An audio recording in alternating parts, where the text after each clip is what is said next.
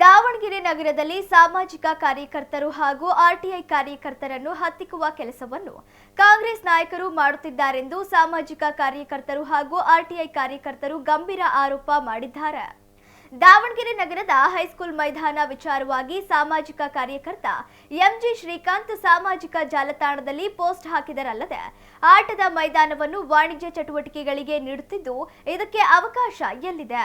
ಆ ಹಣ ಪಾಲಿಕೆಗೂ ಹೋಗದೆ ಶಾಲೆಗೂ ಹೋಗದೆ ಕೆಲವರ ಜೇಬಿಗೆ ಹೋಗುತ್ತಿದೆ ಎಂದು ಶ್ರೀಕಾಂತ್ ಆಕ್ರೋಶ ಹೊರಹಾಕಿದ್ದರು. ಇದೀಗ ಕೆಲ ಕಾಂಗ್ರೆಸ್ ಮುಖಂಡರು ಸುಮ್ಮನೆ ಪೊಲೀಸ್ ಠಾಣೆಗೆ ಅನಾಮಿಕ ವ್ಯಕ್ತಿಗಳಿಂದ ಸಾಮಾಜಿಕ ಕಾರ್ಯಕರ್ತನ ವಿರುದ್ಧ ದೂರು ಕೊಡಿಸುತ್ತಿದ್ದಾರೆಂದು ಸಾಮಾಜಿಕ ಕಾರ್ಯಕರ್ತ ಶ್ರೀಕಾಂತ್ ಆರೋಪಿಸಿದ್ದಾರೆ. ಅಷ್ಟೇ ಅಲ್ಲದೆ ಬಡಾವಣೆ ಪೊಲೀಸ್ ಠಾಣೆಯ ಮುಂದೆ ಜಮಾಯಿಸಿದ ಸಾಮಾಜಿಕ ಕಾರ್ಯಕರ್ತರು ಪದೇ ಪದೇ ನಮ್ಮ ಮೇಲೆ ದಬ್ಬಾಳಿಕೆ ಮಾಡುತ್ತಿದ್ದು ಅವರ ಹುಳುಕುಗಳನ್ನು ಎತ್ತಿ ತೋರಿಸಿದ್ದಕ್ಕೆ ಈ ರೀತಿ ಸೇಡಿನ ರಾಜಕೀಯ ಮಾಡುತ್ತಿದ್ದಾರೆ ಎಂದು ಕಿಡಿಕಾರಿದರು. ನಾವು ದಾವಣಗೆರೆ ಒಳಗೆ ಅನೇಕ ಹೋರಾಟ ಮಾಡ್ತಿದ್ದೀವಿ. ನಿನ್ನೆ ಬಡಾವಣೆ ಸ್ಟೇಷನಿಂದ ಫೋನ್ ಬಂತು, ನಿಮ್ಮ ಮೇಲೆ ಒಂದು ಅರ್ಜಿ ಬಂದಿದೆ, ವಿಚಾರಣೆಗೆ ಬರ್ರಿ ಅಂತ. ನಾನು ಸರ್ ಯಾವ ಅರ್ಜಿ ಬಂದಿದೆ ಅಂತ ಕೇಳಿದಾಗ ಇಲ್ಲ ಹೈಸ್ಕೂಲ್ ಮೈದಾನದಾಗ ಸ್ವಚ್ಛತೆಗೆ ಅಡ್ಡಿಪಡಿಸಿರಿ ಅಂತೇಳಿ ನಾನು ಮನಸ್ಸಾಗ ಅಂದ್ಕೊಂಡೆ. ನಾನು ಹೈಸ್ಕೂಲ್ ಮೈದಾನದ್ದು ಹೋರಾಟ ಮಾಡಿ ಮಾನ್ಯ ಹೈಕೋರ್ಟಲ್ಲಿ ಕೇಸ್ ಇದೆ, ಅಲ್ಲಿ ವಾಣಿಜ್ಯ ಕಾರ್ಯಕ್ರಮಗಳು ಕೊಡಬಾರ್ದು, ಅದು ಶೈಕ್ಷಣಿಕ ಸಂಸ್ಥೆ, ಸರ್ಕಾರದ ಸುತ್ತೋಲೆ ಇದೆ. ಈಗಾಗಲೇ ಮಾನ್ಯ ಲೋಕಾಯುಕ್ತರಲ್ಲಿ ಉಪಲೋಕಾಯುಕ್ತರಲ್ಲಿ ಪ್ರಕರಣ ದಾಖಲು ಮಾಡಿದ್ದೀನಿ. ಹೈಸ್ಕೂಲ್ ಮೈದಾನ ಕ್ರೀಡಾಪಟುಗಳಿಗೆ ಇರಬೇಕು, ಅಲ್ಲಿ ಯಾವುದೇ ರೀತಿಯ ಶೈಕ್ಷಣಿಕರ ಚಟುವಟಿಕೆಗಳು ನಡೀಬಾರ್ದು ಅಂತ.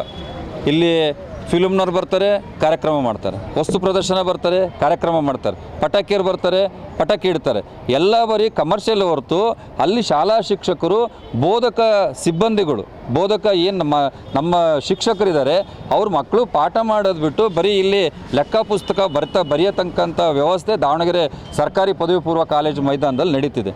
ಇಲ್ಲಿ ಒಂದು ಬಡಾವಣೆ ಸ್ಟೇಷನ್ಗೆ ಒಂದು ಅರ್ಜಿ ಬರೆದಿದ್ದಾರೆ, ಸುರೇಶ್ ಜಾಧವ್ ಅಂತ ಹೆಸರು. ನಾನು ಸ್ವಚ್ಛತೆಗೆ ಅಡ್ಡಿಪಡಿಸಿದ್ದೀನಿ. ಯಾರು ದೇಶದಾಗ ಮಹಾಸ್ವಾಮಿ ಸ್ವಚ್ಛತೆಗೆ ಅಡ್ಡಿಪಡಿಸ್ತಾರೆ? ಸ್ವಚ್ಛತೆ ಮಾಡೋದೇ ಒಂದು ಒಳ್ಳೆ ಕೆಲಸ.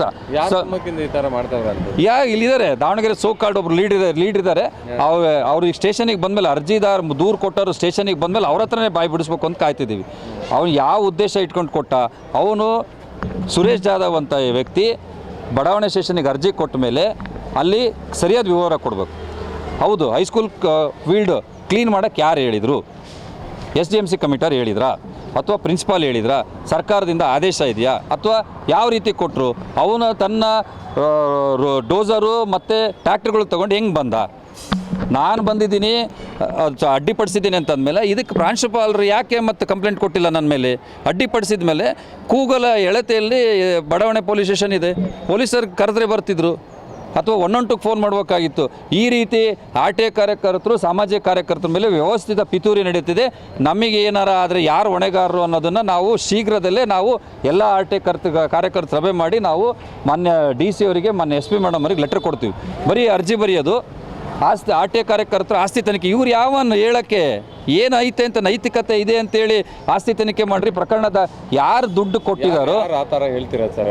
ಈಗ ನಾವು ಹಾಕಿದ್ದೀವಿ, ಮಾಹಿತಿ ಹಾಕಿದ್ದೀವಿ, ಯಾರು ಹಾಕಿದ್ದಾರೆ ಅನ್ನೋದು ಹಾಕಿದ್ದೀವಿ. ಅವ್ರ ಹೆಸರು ಶೀಘ್ರವೇ ನಾವು RTI ಕಾರ್ಯಕರ್ತರು ಪತ್ರಿಕಾಗೋಷ್ಠಿ ಮಾಡಿ ನಾವು ವಿವರಣೆ ಕೊಡ್ತೀವಿ. ಯಾಕಂದರೆ